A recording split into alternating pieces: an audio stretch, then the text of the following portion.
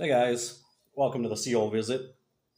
Colin here, and my trusty coffee, always. Thank you for clicking on this video. Glad that you're here.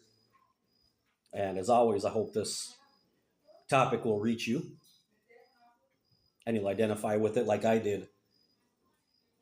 As I mentioned in my community tab, I just want to give credit for where I got the inspiration for this video, which came from a recent video I saw on El Reno's channel. And you guys can go over there and check that out.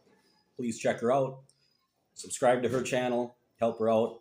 Those of you that are my subscribers, go over there and check it out. I think you can get some help over there and get a fresh perspective and somebody much more positive than I am. But we need that balance, right? We need all those colors. So I saw that video over there. She had a video about if you're an ex-Jehovah's Witness and you're scared, what you can do. And she was talking about a person who sent her a comment and said that they had gone to a church, and while they were there, they were just like trembling. They were so afraid. And that really hit home with me. That really, really got me right here because I identify with that. I know exactly how that is. And I think it's worth talking about a little bit. It's a topic that makes me kind of sad, because I have to go back to a time when things weren't so good in my life. When I just left the Jehovah's Witnesses in 2014, I went through a time period in my life that was very difficult. Very difficult. I was really in a tailspin. I was confused. I was angry. I was lost. I was scared. Felt like I had no direction all of a sudden. And I had to press on. I still had to take care of my children. I still had to fulfill obligations and deal with all that emotional turmoil that was going on inside of me as well. Eventually, when I started trying to go to different churches and, I didn't really feel a part of it until I went to the one place that would have been the last place that years before I would have ever stepped foot in. In fact, I would have preferred to die. I was that adamant about never entering a Catholic church. And you know where that comes from, guys? Do you know where that fear comes from? Because I was the same way.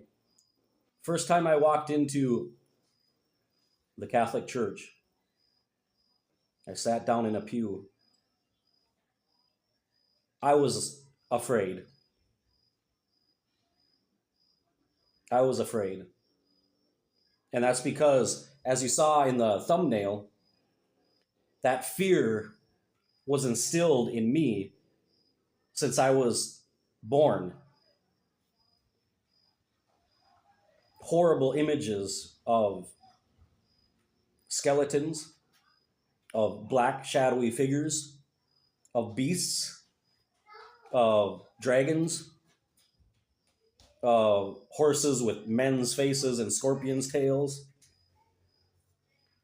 of people with horrible diseases,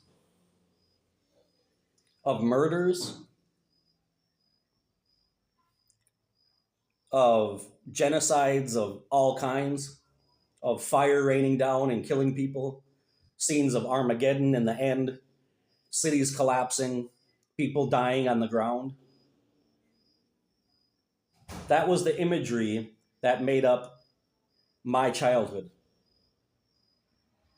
All those images are burned right up here in my head. And if you imagine that the men in the Bible, grown men, servants of God, that received these visions were terrified. What does a child feel to see those things? When I was growing up, what I heard my whole life was how churches were false religion, Satan's throne. They had become paganized, idolaters, and especially the Catholic Church, the most reprehensible part of Christendom. The great harlot that sits atop the beast, that commits fornication with all the kings of the earth. I argued with many people against that faith. I swore on everything sacred that I would never go into one of those horrible demonic buildings. And here I was in 2014 at the foot of a cathedral, ready to walk inside with all of that baggage, all of that horror and imagery in my head that I've been told all my life. Was I scared? Yes, I was. And then the next thing that happened was probably one of the most amazing feelings that I ever had. Also very confusing. I didn't understand much of what was going on there, but I know what I felt. I felt peace. Some things are not things that you can explain. Okay? Some things are things that you can't explain. There aren't words to explain it, but the feeling says everything. I felt something that I had never felt in all my years of being one of Jehovah's Witnesses. That feeling always of inadequacy, guilt, fear, anxiety were gone, and I felt peace.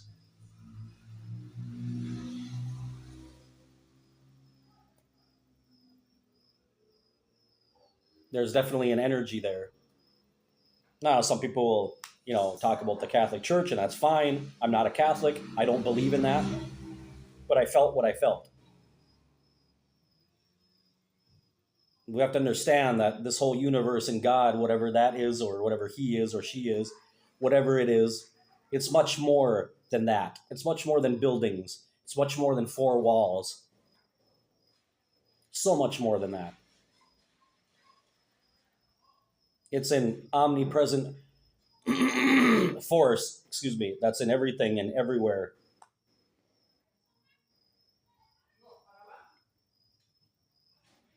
So if we can understand, guys, the kind of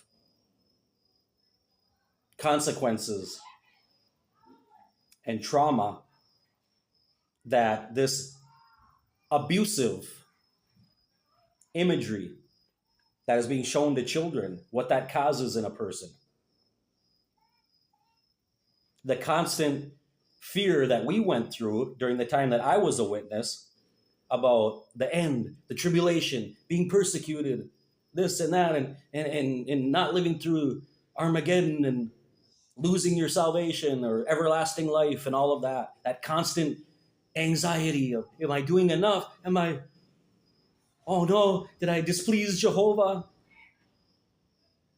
But in 35 years of being a witness, I never felt that peace. And you know where I found acceptance? It was there at that church. And the person who listened to me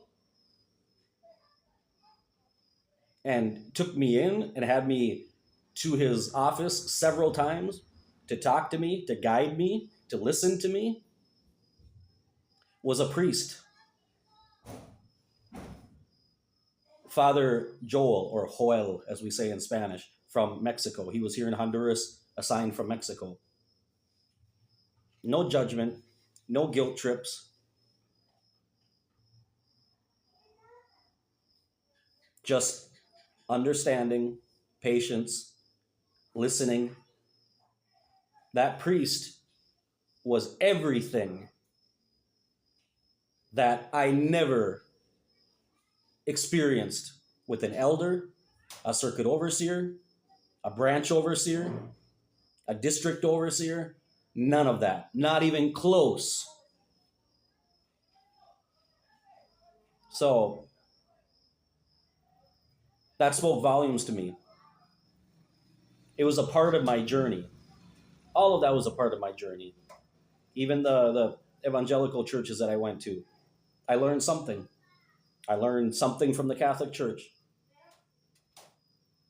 I learned that those things weren't for me, but I learned something that I could take with me. They helped me to grow. They helped me to change many of my viewpoints.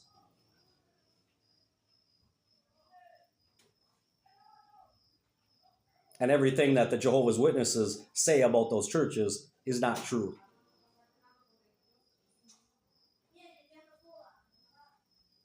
Fear is a debilitating thing, guys. Fear is a defense mechanism that we have from our ancestors that keeps us alive. Fear helps us to fight or flight, to sense danger. And at one point in our lives, for many things, that was rational. But we still have that inside of us, but it becomes irrational when it's for things like that, like going to another church, like displeasing some God. That's irrational. Irrational fear. But throughout the centuries, people in positions of power understand that because they understand human nature. And you get educated people that are leaders over less educated people, and they understand that fear is very effective in controlling people. Fear of losing things, fear of losing approval, fear of losing your friends, your family, your parents, your children,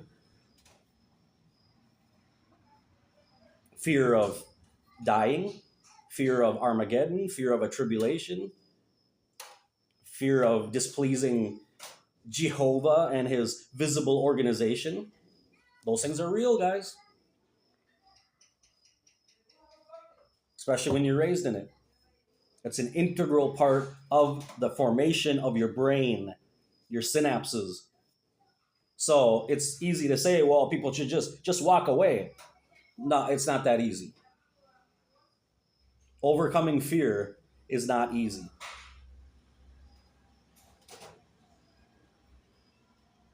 There are many, many traumas associated with that. And also guilt. Guilt is a powerful thing to make people come back.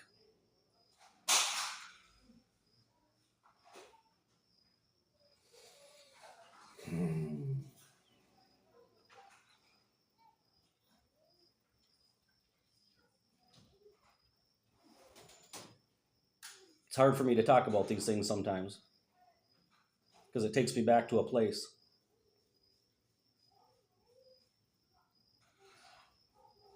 That's why right now, around the holiday season, this is a difficult time for me. It's a very difficult time because of what I see, because of what I never had, what we never participated in. And I'm very disconnected from the holidays because I never made any emotional connections to them. They didn't form any part of my life. And I watch other people, I see families, I see their, even in my own, their excitement, and I don't feel anything. I understand intellectually, I understand why it's important. It's important to them. I want them to be happy. I want them to have a good time. I want them to have presents.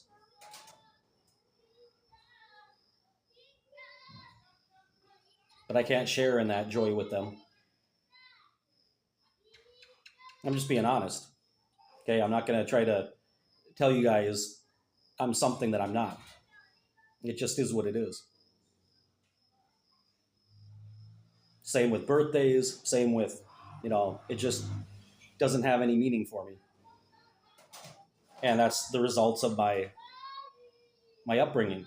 And in the past, that was always something that, particularly with holidays, especially with birthdays, caused me a lot of problems in some of my relationships that I had in the past because I would never remember birthdays. My girlfriends or the children or whoever, and they would chalk it up to just, oh, I was just a typical man. I just don't pay attention to things. I'm not, and it wasn't that. And I tried to explain to them, like, because of my past, it's just that it's really hard for me to keep track of that stuff or to remember that stuff because it simply isn't important to me. Well, it wasn't. I try to remember. And now what I do is I put everything in a calendar, but it caused some conflict before, you know.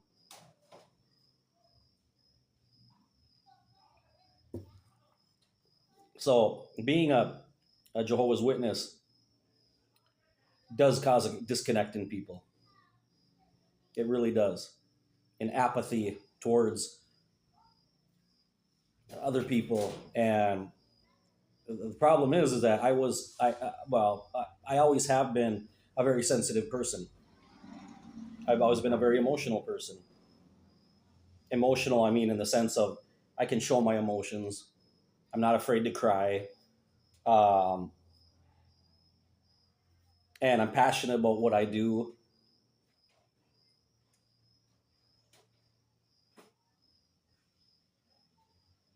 And what happens is when a sensitive person, a person who is sincere at heart, a person who doesn't wish any harm to anybody, a person who doesn't have any malice towards anybody, gets hurt time and time and time again.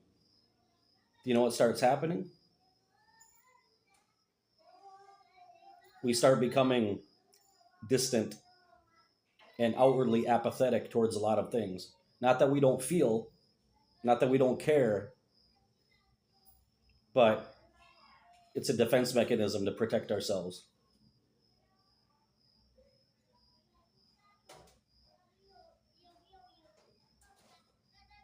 I hope that resonates with somebody out there. I really hope it does. And you know what? This too shall pass.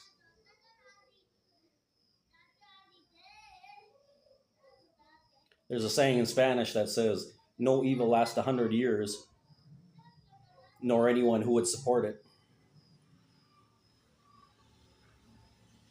Everything passes. Time goes on. Now, after nearly 11 years being out, well, I'm in a different place in my life now. I still have my moments, but for the most part, I'm trying to move past those things. And like I said before, the only reason I came back to this, to doing these videos again, is because of what was happening with my daughter. That's what brought me back.